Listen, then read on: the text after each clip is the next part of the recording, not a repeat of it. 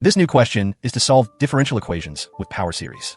You are asked to solve a first-order differential equation using a power series method, with a solution centered at x equals 0. The equation to solve is the derivative of y with respect to x equals 2 times x times y.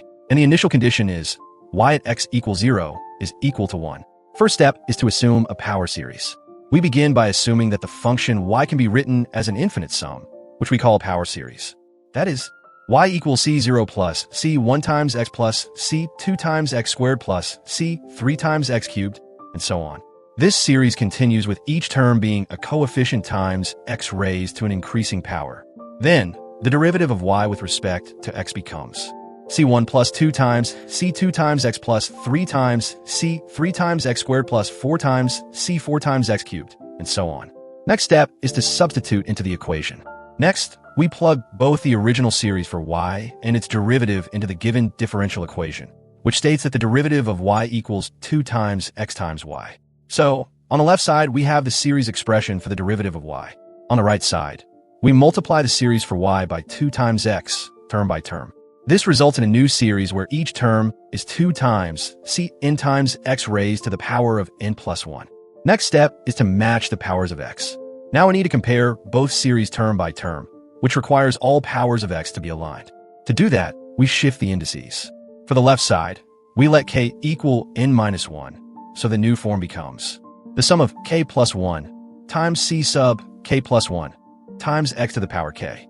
For the right side, we let k equal n plus 1, giving us the sum of 2 times c sub k minus 1 times x to the power k.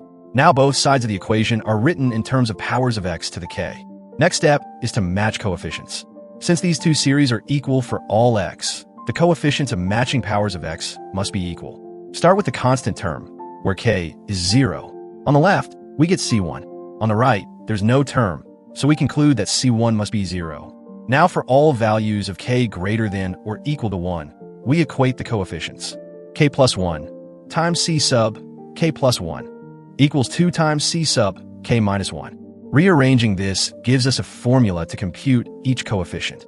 C sub k plus 1 equals 2 divided by k plus 1 times c sub k minus 1.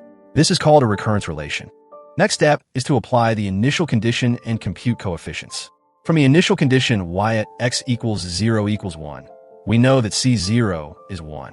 Since we already found that c1 is 0, we can now use the recurrence relation to find the rest. Starting with c2, it equals 2 divided by 2 times c0, which is 1. c3 is 0 because it depends on c1, which is 0. c4 is 1/2 because it equals 2 divided by 4 times c2, which is 1. c6 equals 1/6 from continuing the pattern. We notice that all coefficients with odd subscripts, like c3 or c5, are 0. Even index coefficients follow a pattern. c0 is 1, c2 is 1, c4 is 1/2, c6 is 1/6, and so on. That means c sub 2m equals 1 divided by m factorial. Next step is to write the final answer as a recognizable series. Now, substitute all these values back into the original series. We get y equals 1 plus x squared plus 1/2 times x to the 4th plus 1/6 times x to the 6th, and so on. This is a well-known series, the expansion of the exponential function of x squared. So, the final solution is y equals the exponential of x squared. Here, as a helpful tip, power series solutions often match famous functions like exponentials. Look closely at the coefficients. If you spot a factorial pattern, that's your big clue. That's it for this question solving. This video is based on our math tutoring blog and class recordings. Hope you enjoyed it. Please subscribe to our channel and turn on the notification bell. Press the like button. Thank you so much.